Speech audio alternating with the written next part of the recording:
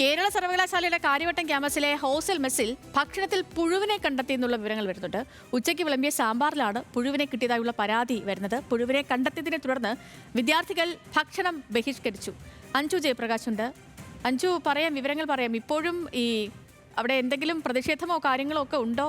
അധികൃതരുടെ ശ്രദ്ധയിൽ ഈ വിഷയം പെടുത്തിയിട്ടുണ്ടോ? എന്താണ് അവരുടെയൊക്കെ ഒരു നിലപാട്? സേതു, കേരള സർവകലാശാലയുടെ കാര്യവട്ടം ക്യാമ്പസിലെ ഹോസ്റ്റലിലെ മെസ്സിലാണ് ഭക്ഷണത്തിൽ പുഴുവിനെ കണ്ടെത്തിയിരിക്കുന്നത്. ഏകദേശം 150ഓളം വിദ്യാർത്ഥികളാണ് ഈ ഹോസ്റ്റലിലുള്ളത്. ഓരോ വിദ്യാർത്ഥിയും 3000ഓളം രൂപ മെസ് ഫീസ് ആയിട്ടും നൽകുന്നുണ്ട്.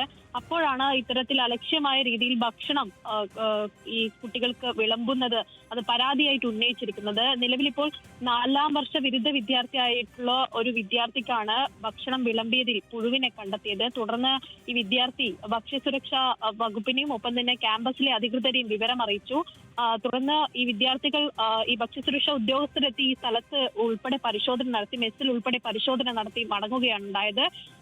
ഈ ക്യാമ്പസിലെ ലേഡീസ് ഹോസ്റ്റലിൽ നിന്ന് ആണ് ഈ ഭക്ഷണം ഇവിടെ എത്തിക്കുന്നത്. അപ്പോൾ പച്ചക്കറിയിൽ നിന്നുള്ള പുഴുവായിരിക്കാം എന്നാണ് നിലവിൽ പ്രാഥമികമായിട്ട് നിഗമനം പുറത്തു വരുന്നത്. പക്ഷേ പുഴുവിനെ കണ്ടെത്തിയ സാഹചര്യത്തിൽ വിദ്യാർത്ഥികളെല്ലാം തന്നെ ഭക്ഷണം കഴിക്കുന്നത് ബഹിഷ്കരിക്കുകയാണ് ചെയ്തത്. നിലവിൽ പ്രതിഷേധമൊന്നുമില്ല. പക്ഷേ വിദ്യാർത്ഥികൾ ആരും മെസ്സിൽ നിന്ന് ഭക്ഷണം കഴിച്ചിട്ടില്ല. ഭക്ഷണം കഴിക്കാതെ ബഹിഷ്കരിക്കുകയാണ് ചെയ്തത്. ശരി അഞ്ജു.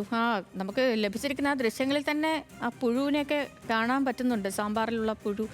ഈ പറഞ്ഞ പോലെ കുട്ടികൾ ഫീസ് കൊടുത്താണ് അവിടെ നിൽക്കുന്നത്. മെസ് ഫീസൊക്കെ കൊടുത്താണ് ഹോസ്റ്റലിൽ നിൽക്കുന്നത്. പൈസ കൊടുത്തിട്ടും കിട്ടുന്നത് ഈ പുഴുവരിച്ച ഭക്ഷണമാണ്, അല്ലെങ്കിൽ പുഴു കിടക്കുന്ന ഭക്ഷണമാണെന്നൊക്കെ ഉള്ളതാണ് കഷ്ടമായിട്ടുള്ള കാര്യം. അഞ്ജു ജയപ്രകാശാണ് വിവരങ്ങൾ നൽകി തിരുവനന്തപുരത്ത്.